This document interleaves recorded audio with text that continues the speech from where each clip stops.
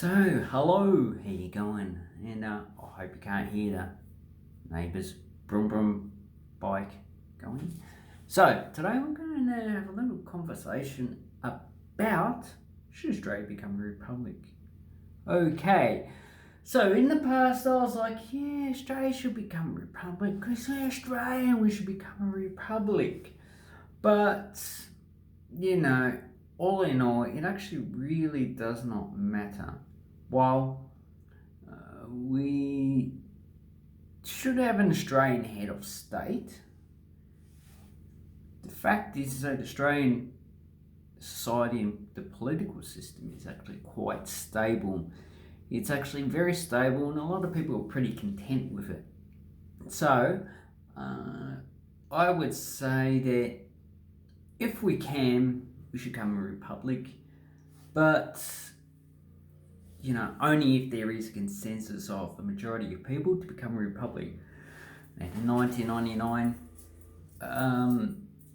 referendum said the majority were not actually for a republic, so we actually didn't get it. But things can change over time. And the fact is that the Republican movement hasn't actually been very active in changing people's opinions about the Australian current political arrangement. Most Australians actually don't really know how Australia works, I myself included. I basically know that we have representatives that we elect every 3 years. The Prime Minister is actually not chosen by the people. The people in Australia vote for their local representatives. In the Senate, they vote for 2 senators, and their local area they actually vote for.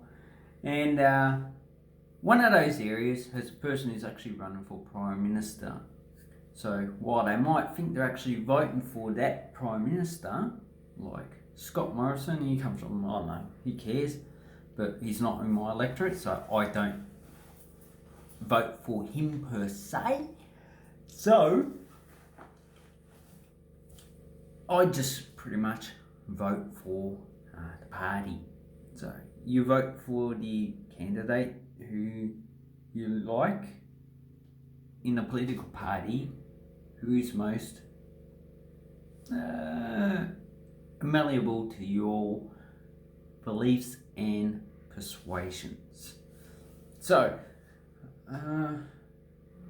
that is how the Australian political system basically works. It gets a bit more complicated than that. I'm not going to go in it because then I'd actually have to make a video on each aspect of the political situation.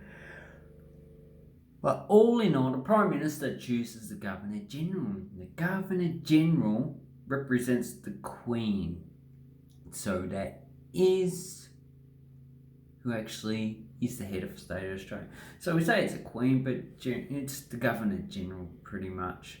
The Queen doesn't really she doesn't have a say in how Australia is actually run. She does approve laws for the Governor General. In the past, they would have actually had to have approved it directly before the Governor General was actually around. And I reckon this system actually works pretty well. But we do have a problem with corruption, so the system does need to be reformed. We need to set up an ICAC. But that's not part of this topic. Should Australia become a republic? No, I don't think there is an urgency for it. Australia as a country is doing pretty well as a monarchy. If we become a republic, I don't think we actually need to change much. The president can be chosen by the Governor General, not the Governor General, the Prime Minister, or a consensus of Parliament, or can be elected by the actual people. But if we were... So this debate is actually quite complicated. leave a comment down below whether you think Australia should become a republic or remain a monarchy. Myself, I think either way it doesn't really matter. I'm just over that political debate, and maybe we can make a compromise.